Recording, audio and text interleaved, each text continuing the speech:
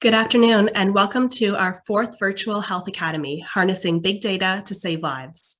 We will have some time at the end of today's program to answer questions, so I invite you to use the Q&A feature at the bottom of your screen. At this time, I would like to pass it off to our colleagues at the Center for Pharmaceutical Policy and Prescribing for our program today.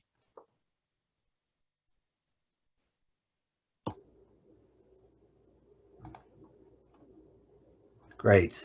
All right, I hope everyone can hear me. If not, someone will let me know. I know folks are joining as we start, but it's really exciting to be here and to be able to talk to you. My name is Waleed Jalad. I'm a professor of medicine at the University of Pittsburgh in the School of Medicine, and I direct our Center for Pharmaceutical Policy and Prescribing, which I'll talk about in a minute. So joining me today are two alums, actually, of the university. Dr. Serena Guo is in the middle in that picture.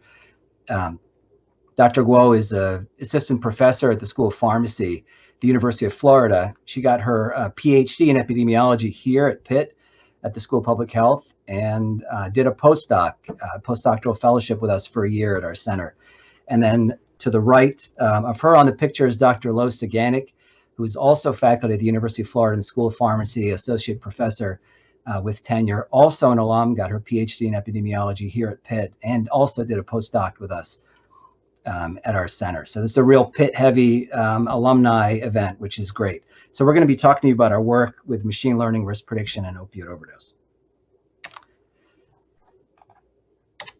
All right, so this is a summary of what we're going to go through today, a brief introduction about our center, and then about opioid overdose in general, and then a high-level overview of three projects that we've been working on addressing opioid overdose. The first, looking at overdose risk prediction in Pennsylvania Medicaid program. The second, predicting death after a non-fatal overdose. And then the third is overdose risk prediction in Allegheny County. So three projects, two of which are funded by the NIH, and the other one by the R.K. Mellon Foundation. And the last part will be Q&A. So we'd really like to have Q&A. The question and answer box is there. I think you can answer your questions throughout the talk, so just put them in, and then when we get to the end, we'll answer them. So a short introduction just about our center, the Center for Pharmaceutical Policy and Prescribing. We are one of the centers based in the Health Policy Institute. The Health Policy Institute is based in the School of the Health Sciences and spans across the schools of the health sciences, which I'll talk about in a minute. So the goal of our center is to foster multidisciplinary collaboration to improve quality, safety, and efficiency of medication use, and to inform the regulation, coverage, and equitable access of pharmaceuticals and improve decision-making on prescription drugs. So I direct the center, and Katie Suda is a pharmacist and researcher and professor of medicine and pharmacy who helps direct the center with me. So we have faculty across the schools of the health sciences, and these are my favorites that I listed here, but you'll see, if you recognize some of them, faculty across the School of Public Health, School of Pharmacy, and School of Medicine. And the whole idea is that we can get people together across the university who focus in some way on pharmaceutical policy or prescribing. Happy to talk more about the center at the end if anyone is of interest, but we're here to talk about our work on opioid overdose. And many people know the statistics here, but these are some I think can be really compelling as we begin to talk about our work. So first is just looking over the last 20 years, the idea that there have been 500,000 deaths from opioid overdose, just a staggering statistic. This figure people have probably seen. It's over time from 1999 to 2019, and it's looking at deaths per 100,000. And this is the green line is any opioid overdose. And then in the last 5 to 7 years, has really been an increase in synthetic opioids, specifically fentanyl, and less of an issue or less of an increase among prescribed opioids, but still an issue. But really, it's been around about fentanyl for the last 5 or 7 years. So this is a large problem, a growing problem, and one that is still growing. These are headlines from the Washington Post from last month. And over here is the New York Times. For the first time ever, there was a milestone reached for a year-over-year amount of 100,000 deaths from drug overdose in the United States. Just a staggering number. So it is still increasing, and it is happening nationally, and it is happening locally. So sometimes we get the question of how we got in this idea of using machine learning and connecting it to opioid overdose. And often we use this example of Joe and Jane, which I think can be one way to visualize why we've chosen to use some of these statistical techniques. So Joe and Jane are two individuals, same age, both were in a motor vehicle accident. So Joe on the left has been on 90 morphine milligram equivalents for 5 years. This is a way of looking at dosage of opioids. And so this is a very high dose of prescription opioids. It's been on a high dose for 5 years. Jane, on the other hand, has been on a relatively low dose for 10 morphine equivalents for 5 years. So in the classic paradigm of how we think about risk, almost everyone has, for the longest time, thought about Joe as being at high risk because of the amount of prescription opioid Joe is on. But the reality is much more complicated.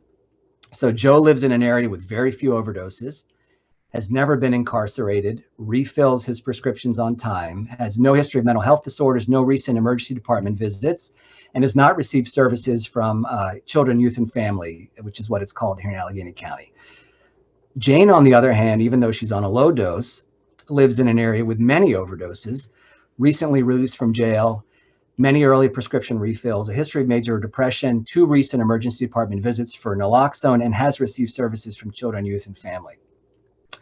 So in reality, everyone knows that Jane is at much higher risk of overdose. And in fact, it's not a single risk factor like opioid dosage, but it's the combination and interaction of all these risk factors that are really influencing who is actually at risk of opioid overdose.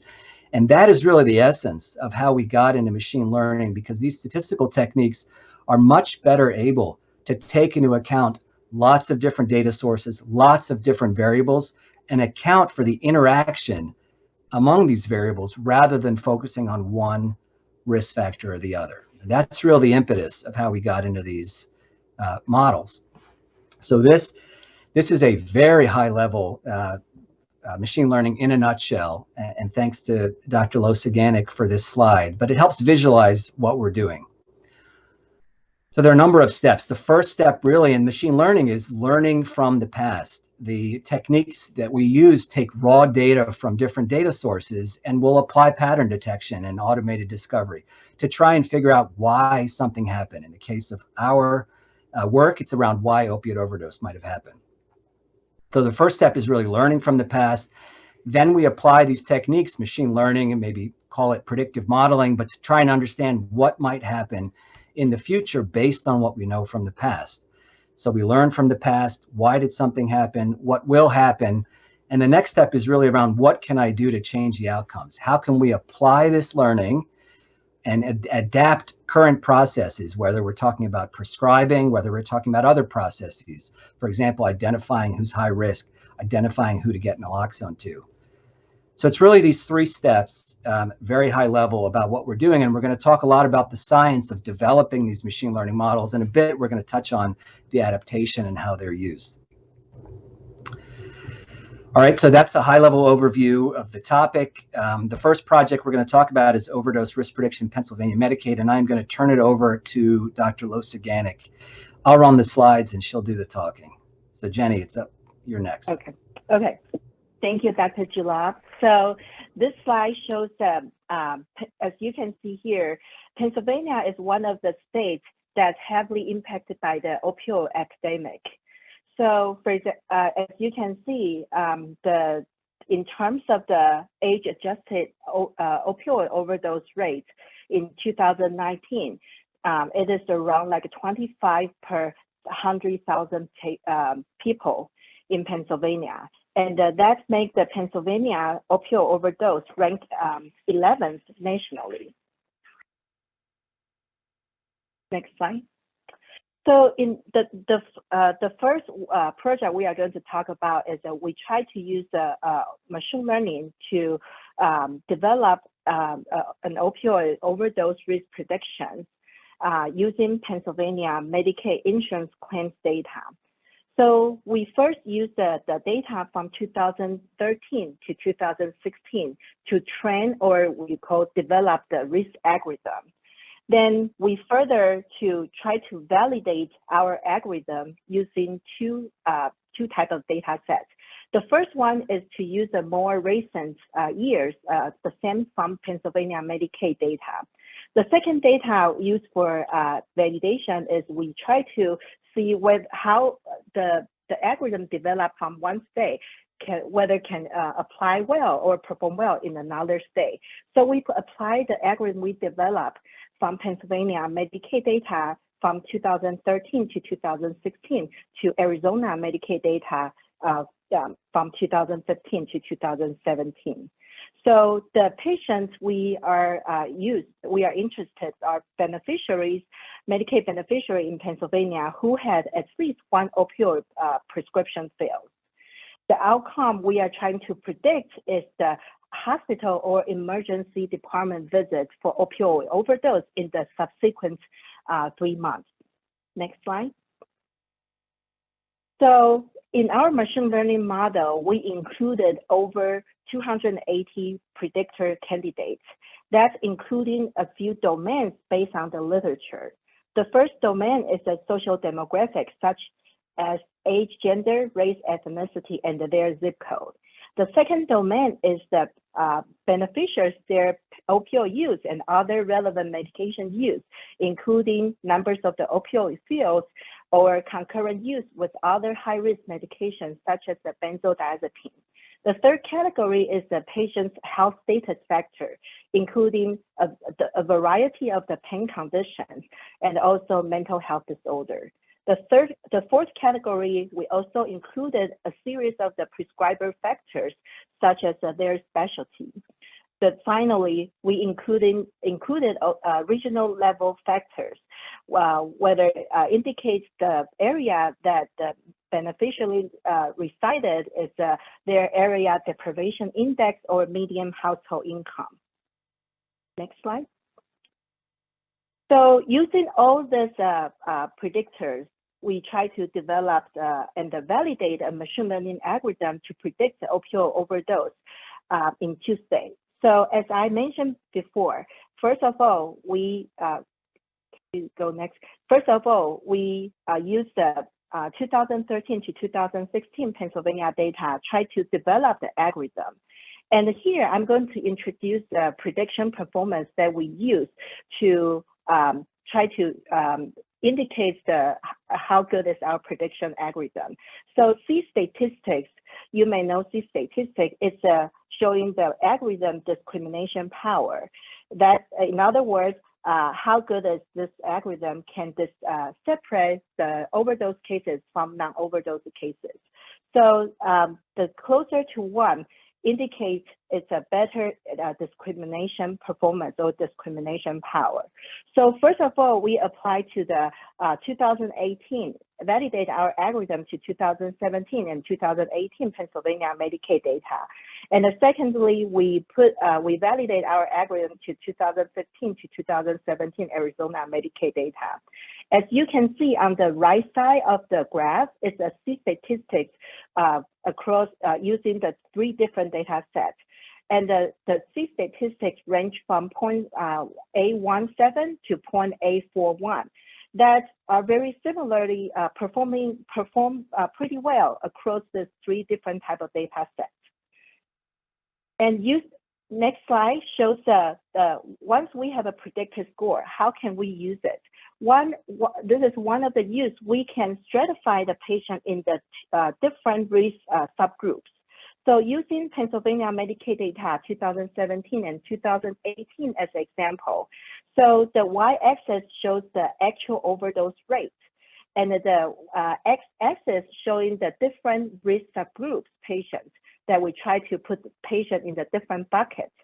So the gray line indicates the overall baseline actual overdose rate in 2017 and 2018 Pennsylvania Medicaid data, which is 0.29%, which is low because it's a rare outcome, but it's an important outcome. So what does this mean? So the gray line means without our algorithm, without the risk stratification, if you grab anyone like Pennsylvania Medicaid beneficiary on the street, the chance you identify the patient with the actual overdose rate is at 0.29%. So anything above this line shows our algorithm can more efficiently than flip a coin to identify the patients who might have an overdose. So this is that we re-stratify the patient into the decile group. And with the first decile, we have a closer look to like a top 1 percentile, 2 to 5 percentile, and the 6 to 10 percentile. As you can see in the first bar, that means it's a patient with a risk score, with a predicted risk score in the top first percentile. Their overdose rate in this group is 20 times higher than the baseline overdose rate. And in the second group, it's also showing our algorithm is if you apply to the second high risk group, their overdose rate is 10 times better than the baseline overdose rate. So this shows our algorithm can help healthcare systems to identify the patients in a more efficient way. Similarly, in the next slide, it is the re-stratification performance applied to the Arizona Medicaid data. Similarly to the last slide, the overall baseline actual overdose rate in Arizona actually is much lower than the Pennsylvania Medicaid population. But still, you can see our algorithm still can perform in the top first percentile patients. The risk is 20 times higher than the baseline overall baseline overdose rate. Next slide.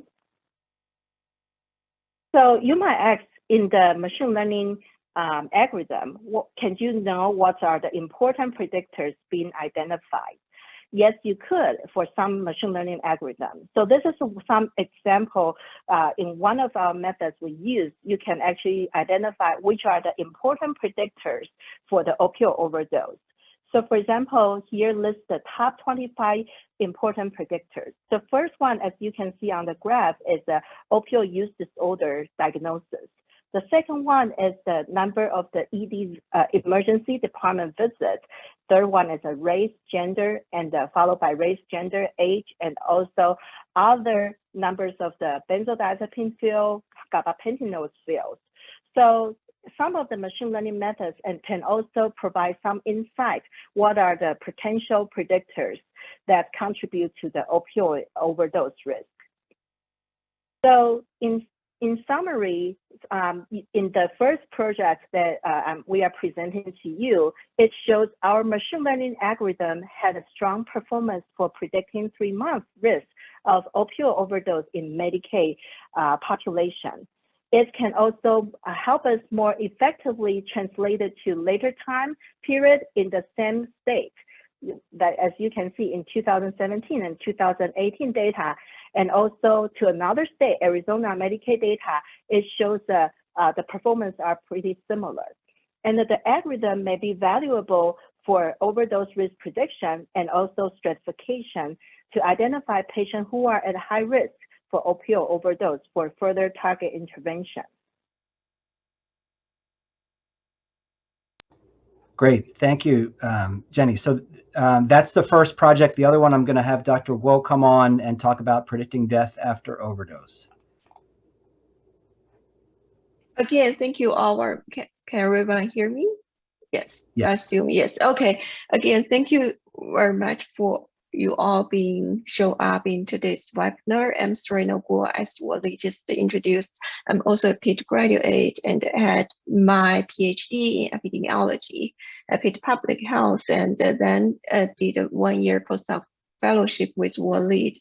When I joined Wally team, our team was applying machine learning to predict opioid overdose. So the focus of my research shifted to the subgroup who already developed overdose and to predict their risk of death. Everyone knows the public health crisis of opioids in the United States. Actually, drug overdose has been the major contributor to the premature mortality in the US since 2015. So in these slides, the study published in 2018 to report the 1-year mortality after a non-fatal opioid overdose. The y-axis here is standardized mortality rate ratio. Next. So in the overall national Medicaid program, the 1-year mortality risk is 24 times greater than the general population. What is more striking in the younger age group between age 18 and 34, the mortality risk can be as high as 40 times increased. So these data have addressed the extremely high risk of premature mortality of opioid overdose survivors. Next. Next. So when a person shows up in the emergency department because of opioid overdose, there's actually an opportunity for clinicians to identify those at high risk and provide treatment and interventions which may decrease their mortality risk and improve their health outcomes. So the ultimate goal of our work is to develop an accurate prediction tool to identify individuals at high risk of mortality after a non-fatal opioid overdose and implement the algorithm in real-time settings. Next.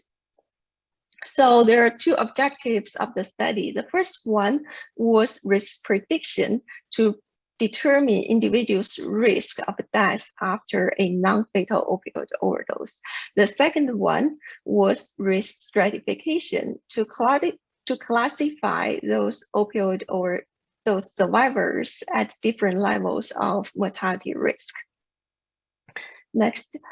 Our data are from Pennsylvania Medicaid claims, and we included beneficiaries who had an emergency department or inpatient visit for non-fatal opioid overdose between 2014 and 16.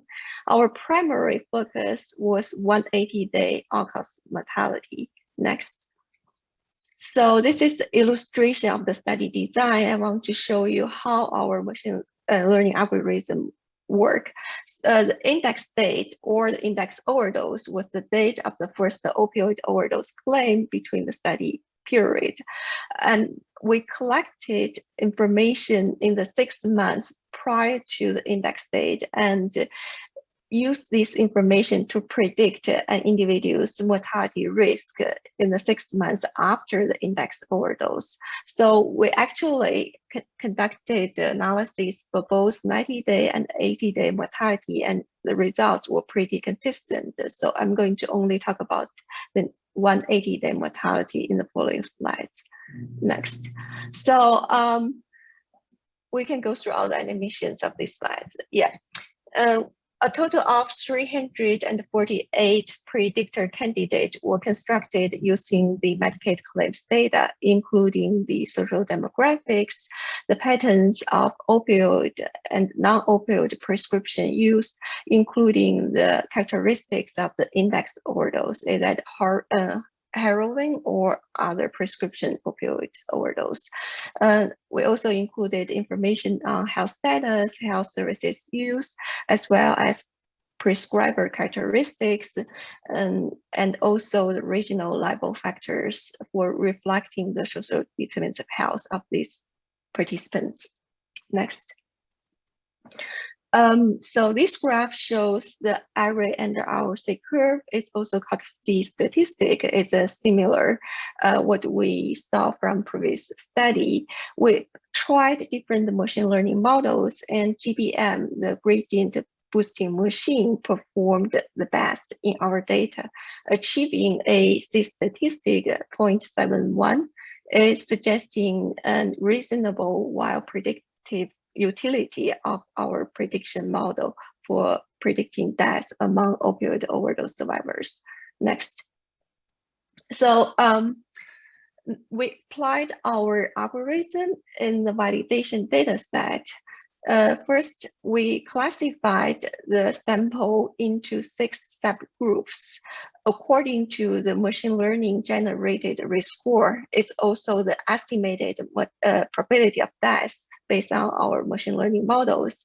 We did cut off quantiles, as well as 90 percentile cutoff and the 98th percentile cutoff. The y-axis of this graph is actual death rate. So we calculated the actual death rate across the 6 subgroups. In the highest risk groups, next. The actual death rate was over 20%, suggesting 1 in 5 died within 6 months after the index opioid overdose. The death rate is actually 6 times increased than the overall death rate, which is 3.6%. Next. On the other hand, among the 75% of beneficiaries who fell into the bottom 3 groups, their death rate were between 1 to 3%, or much less than the overall death rate.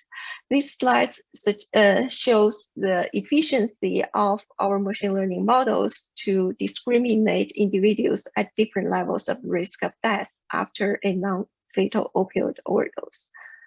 Next. So after constructing the model, we conducted a series of post hoc analysis to evaluate the modifiable factors in the association with the risk of death after non-fatal opioid overdose. So in this graph, the 6 bars in this graph represent the 6 subgroups we just classified according to the prediction score. And the y-axis in this graph is risk percentage of risk mitigation interventions. So we calculated the proportion of individuals who receive risk mitigation and behavioral management related interventions after their opioid overdose. Overall, only less than half of these individuals receive any form of these risk mitigation interventions within 6 months after their opioid overdose. Secondly, we can see a clear trend that in the higher risk group, the proportion of receiving these mitigation interventions was lower. Next.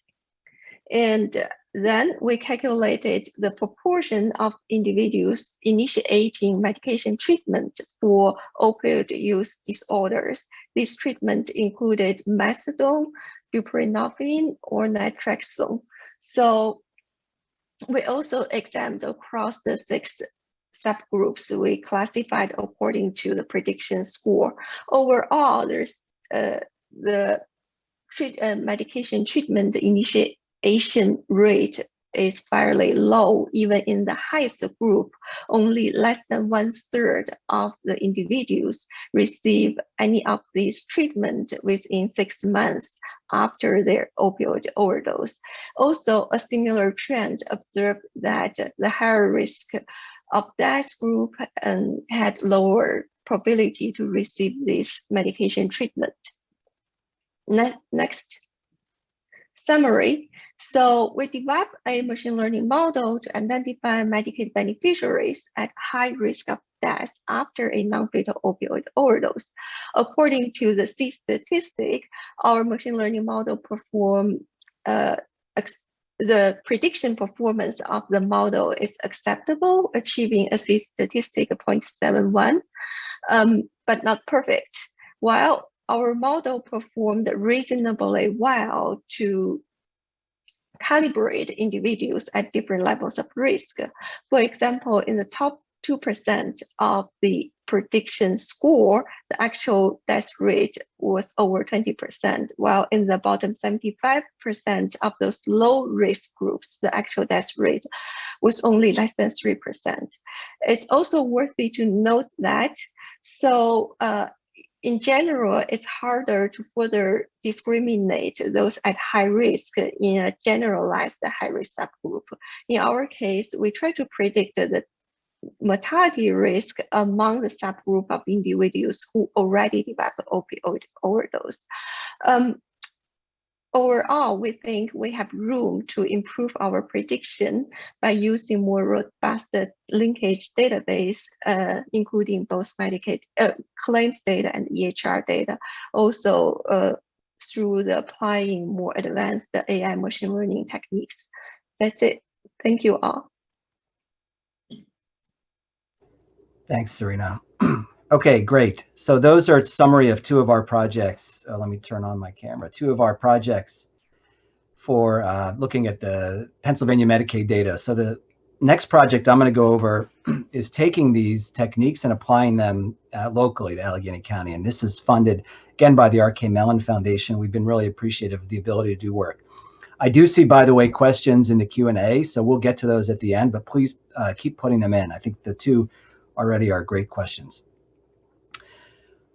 So as I mentioned, the idea was we've developed these models statewide. Is there a way to apply this locally in Allegheny County? And that's what we did in this project I'm going to give you a summary of. So we have a partnership with the County Department of Human Services, and they have an amazing data warehouse.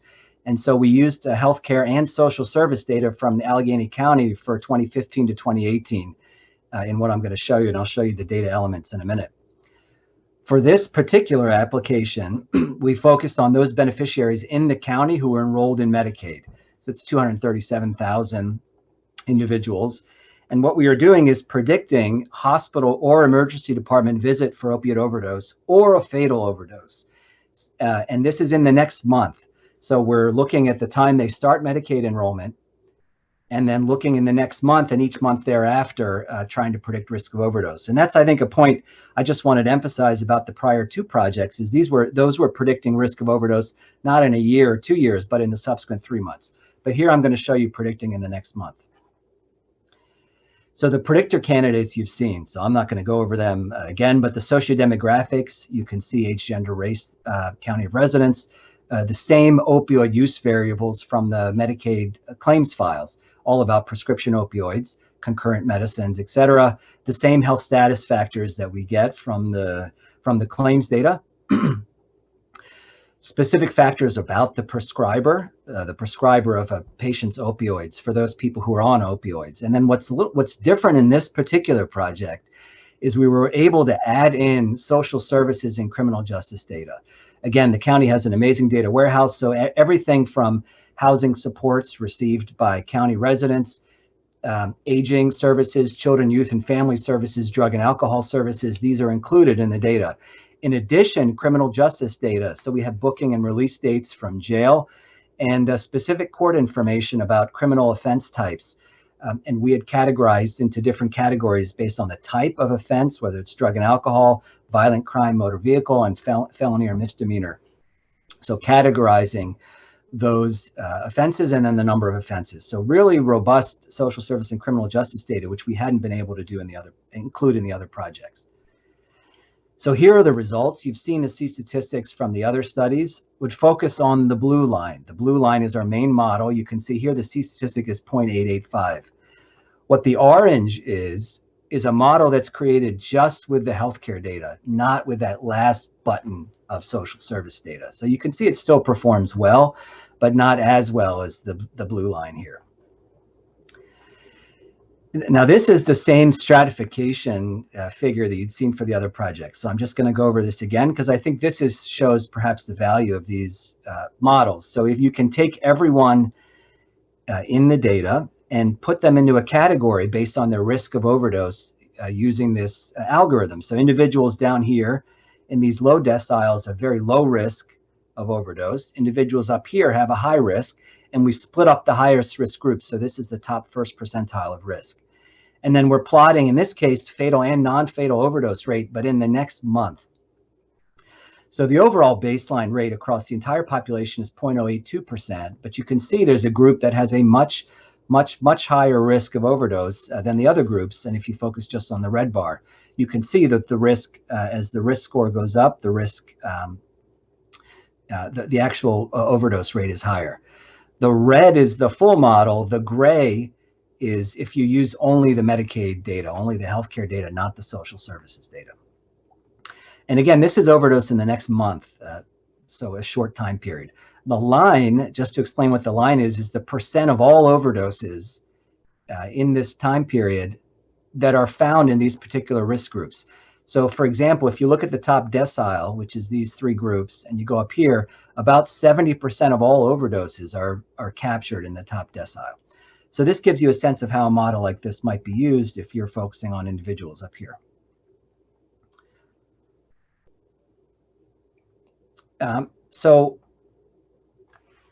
This is across the entire Medicaid population for the county. So what we had also been talking about is there another population, maybe subgroups of individuals who might be at even higher risk? And everyone is aware that those released from jail have a higher baseline rate of overdose. We wanted to know, what about, can we apply our model to this population as well? And these are preliminary analyses, but I want to show you why did we do this. I just mentioned why, but here are some of the data from the county. Of the 2,600, more than 2,600 people who died of overdose between 2016 and 2020, 30% had involvement with adult probation, and 19% had been booked in the county jail in the year prior to death. So there's a big relationship between the jail release population and risk of overdose. So we applied our model, the same model you'd seen before, actually. And here's what we find in the same kind of stratification of the group into levels of risk.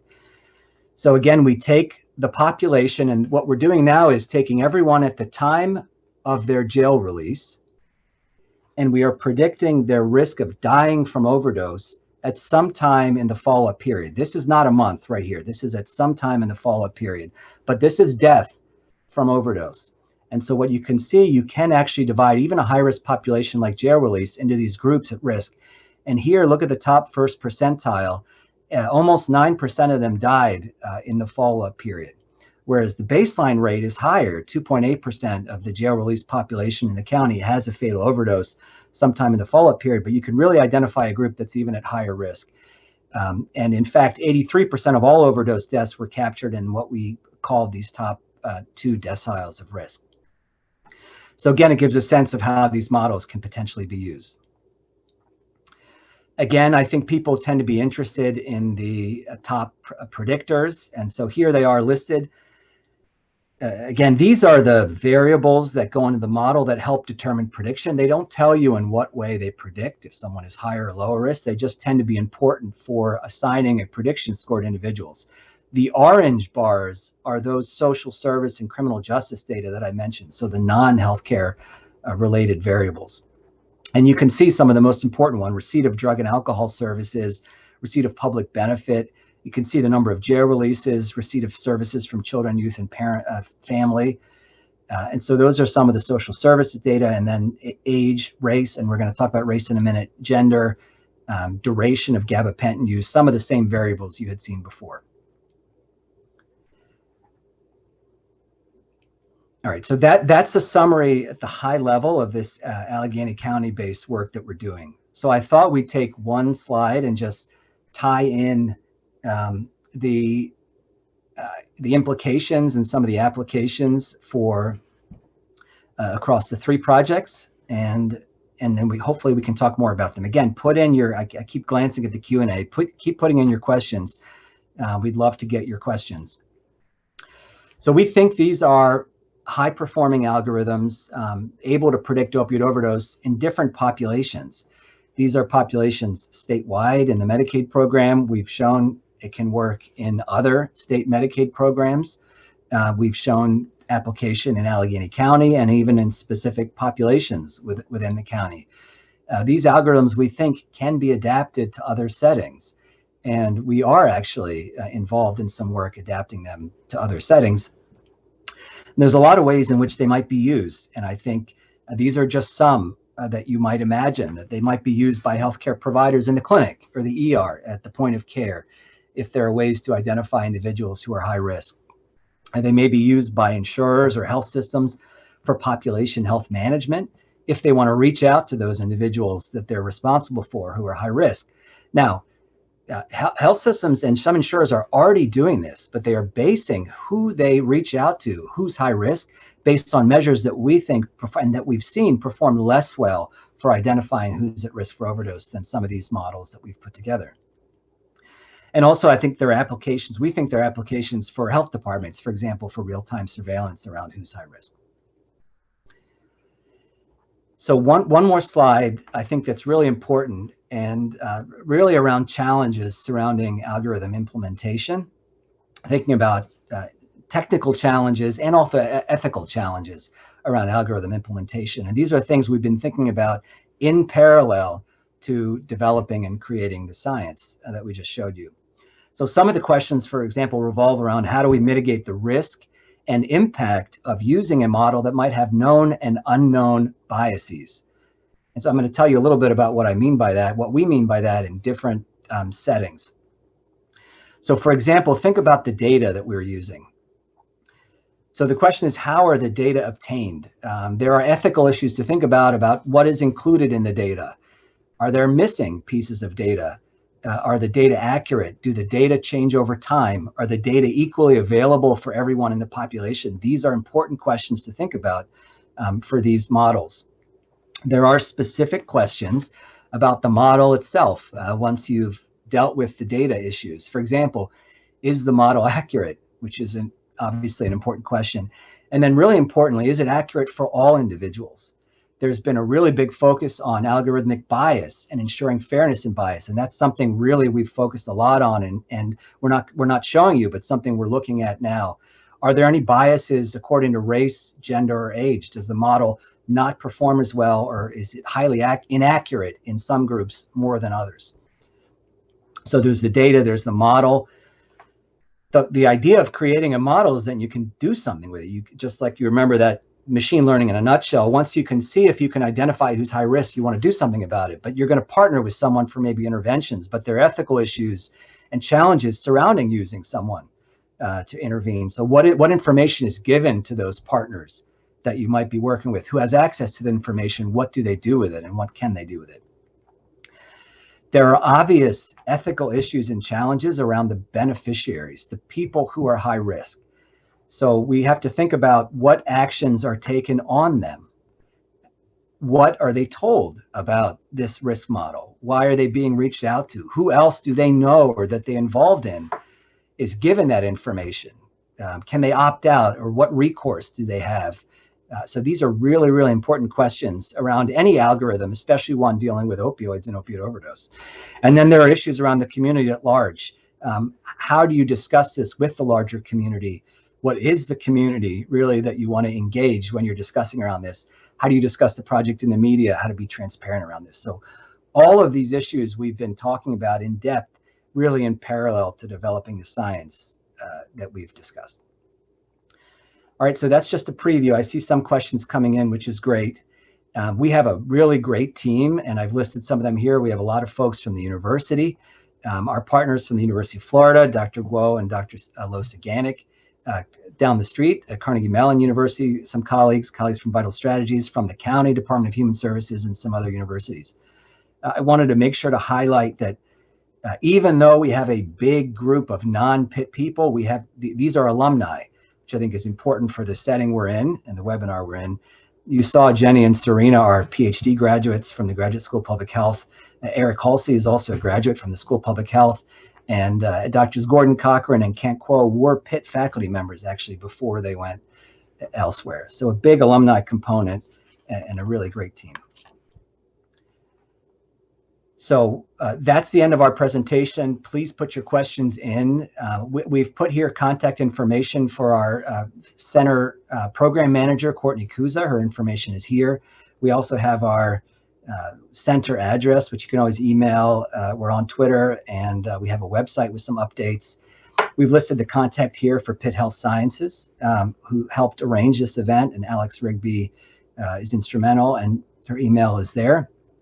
And I think that's it. I am actually going to stop the slideshow. Dr. Kuza is going to put up this slide just so you have it, and then I'm going to pull over the questions so we can get at some of the questions. All right, so give me a minute.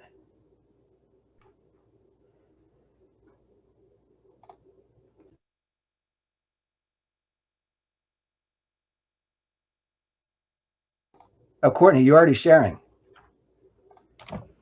Yes, right, is that okay? That's super. That was fast. Okay, awesome.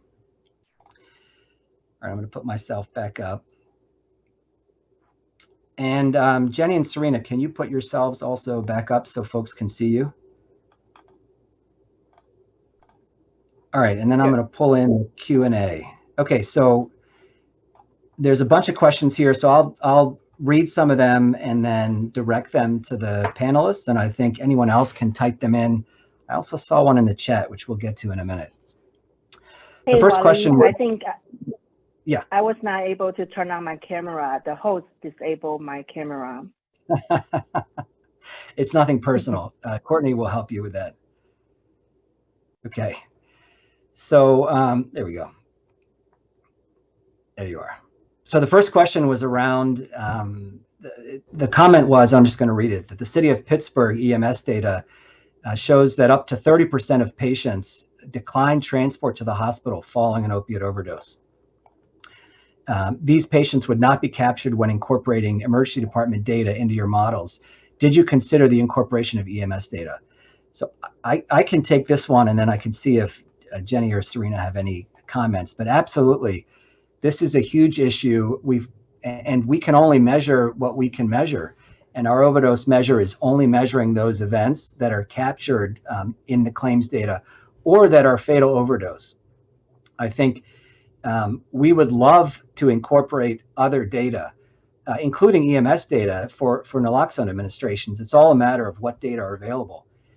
In our work with the county, we do have access to region level EMS data, but it's not at the person level. So if we're trying to predict the risk for an individual person, we might know where they live and the number of naloxone administrations in EMS in that county, but we don't know if that person had an overdose. The data actually exists. And I think one of the points in our project was just to demonstrate that when you're able to combine these data sources, you can come up with better prediction models and you can do more with it. So we would love to incorporate the EMS data. We haven't been able to. I don't know if Jenny or Serena, if you have any other things to add, feel free to pipe in. I just want to add on, yeah, we would like to be able to link to any other data that's to improve the prediction precision.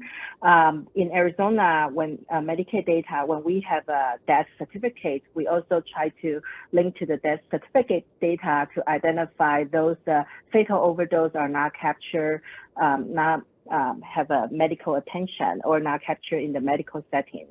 So we would love to have EMS data too. Yeah, I just want to say we try to link to the death certificate data. What I will add is that we are, hold on, there's something in the chat which looks important. If you would like, so, okay, so the person writing, we will, with a .gov address, we will write you. I think it'd be great to actually reach out to you and discuss how we could incorporate the EMS data. I think to be able to look at that outcome in addition to hospital visits and overdose would be a huge, huge benefit. So we will definitely reach out to you. So Courtney, can you also make sure, so the chat doesn't disappear, that we keep that comment and chat? I will say that in other work we're doing, statewide, we're incorporating EMS data at the region level. So, and actually it does have an impact. We actually have variables in the model where if there's a sudden increase in the number of EMS naloxone administrations in a given census tract even, that may be important for predicting someone's risk of death if they live in that census tract. You can imagine if all of a sudden EMS is having to administer 6, 7 naloxone administrations every time they go, that may be an indicator of more fentanyl or other products, so may be predictive. So even at the regional level, there may be benefits. Okay. So another question and comment was, and maybe Serena, I'll direct this to you, and I don't think we have a backup slide, but the question was about which variables were important predictors of 180-day mortality. And this is an interesting answer. So Serena, go ahead. Yeah, I sneaky around the questions and pull out the slides. Sorry, I couldn't show on my end, but I can summarize the important predictors in our model.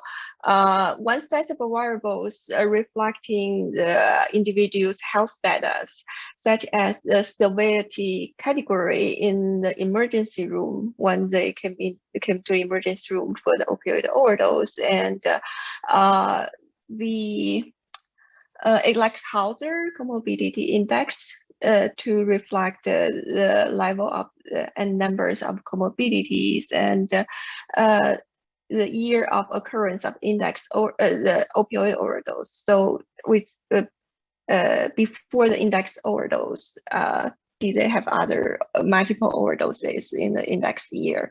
And another set of variables, actually, we identified a lot of regional level factors reflecting the neighborhood level, contextual levels of determinants of health, including the coverage of health insurance in that county, the rate of suicide, the rate of persons in deep poverty, and that's another set.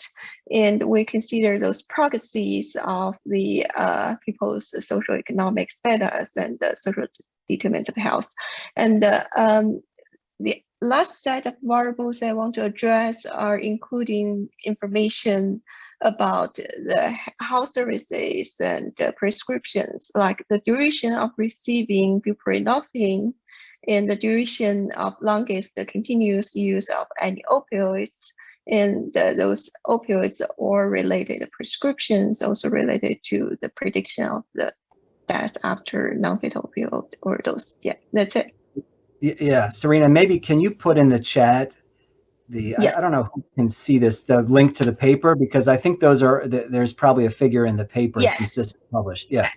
Yeah. So we can find a way to put in the chat. But what Serena mentioned, it's actually interesting how relevant the community level variables are for predicting who dies in the 90 days or 180 days after a non-fatal overdose. And those are something we'd really want to explore more. But those also, as Serena mentioned, may just be surrogates because we're missing other information. And so those are picked up in the community variables. Okay, the next question. Are there any studies that identify what makes a patient more receptive and or responsive to risk mitigation behavioral management interventions?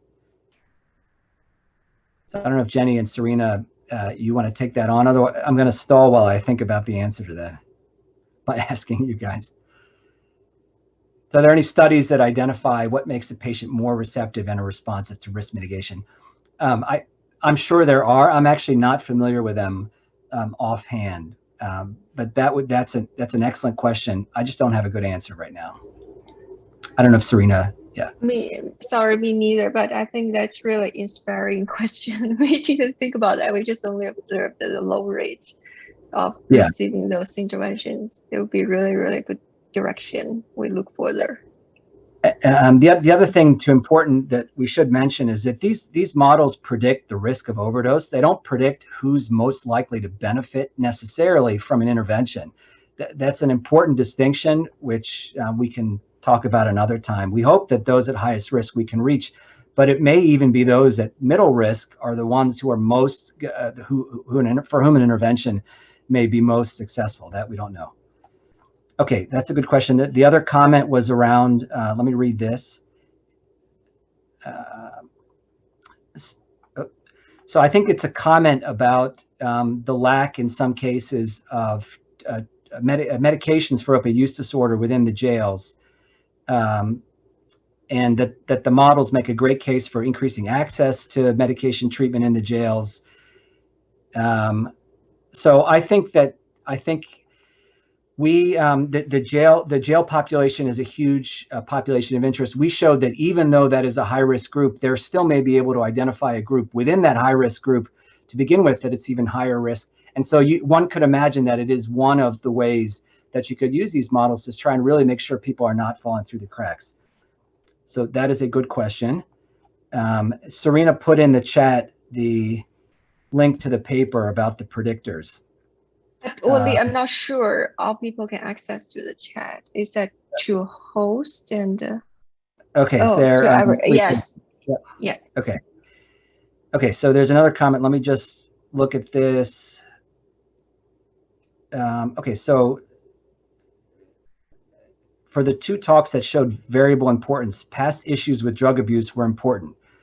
Yeah, so prior opioid use disorder diagnosis, prior alcohol and drug services. Would practitioners be willing to adopt and not claim that past behavior is enough for them to deal with the issues? Okay, so sorry, I should keep reading. The past behavior is enough for them to deal with the issue rather than deploy a tech solution. I think the main comment is, are these models needed? If it's enough just to say we can use 2 or 3 items, for example, prior receipt of services, and we can say those individuals are high risk, why do we need all this high-tech stuff? That is an excellent question. That is an empirical question that one can test. Maybe Jenny, you can talk about what we've looked at in terms of there are already other ways that systems are predicting risk, and they don't tend to perform as well as this. Jenny, did you want to comment on that real quick? Sure. Yeah, sure. And this is a great question. Thank you for this question. So I can answer in 2 ways. The first one is that we actually compare, like you talk about maybe the most important predictors is the OUD diagnosis. We actually just look at if we just take the first 3 to 5 important predictors and just rely on those the top 5 or 3 to 5 predictors, and to see compared to the performance with our algorithm, how that's performed. And that we found that just rely on 1 or 2 or 3 or to 5, actually the performance is much worse than just compared to our current model. So that's the first to answer your question. And the second is actually because opioid crisis has been going on for several years, and so there are multiple policy and the solutions and strategy trying to to resolve these issues. And so the commonly used metrics like a CMS, Center for Medicaid and Medicare Services, actually has some high-risk opioid measures, and also that similar measures was also used by the Medicaid adult core, the quality measures metrics. So when we compare our modeling performance with those existing measures used by the Medicaid or by the CMS, we found those measures actually only capture around 30% of the patients who had actual opioid overdose. But if you use our algorithm, and let's say, for example, we use the top, those who had a predicted score in the top 5 percentile as considered as a high risk, we can actually capture up to 75% of those who had an actual opioid overdose. So compared to the existing, measures that have been used by the healthcare system or by the health plan, our performance is actually much improved, like a 2-4 to 3-4. Great. Yes. Thank you, Jenny. Yeah, and just to reemphasize again, we think that it's the interaction of lots of variables, not 1 or 2, that really gives you better risk prediction. But that's it for time. So we really appreciate your questions, and maybe I'll turn it over to Pitt Health Sciences just to end the talk. But thank you again. We really appreciate it. Great. Thank you so much. That was so informative today. I want to take a moment to just thank our presenters and our audience again for joining us. I hope you enjoyed the program, and a recording of today's presentation will be emailed to all participants next week. Thank you again, and have a wonderful afternoon.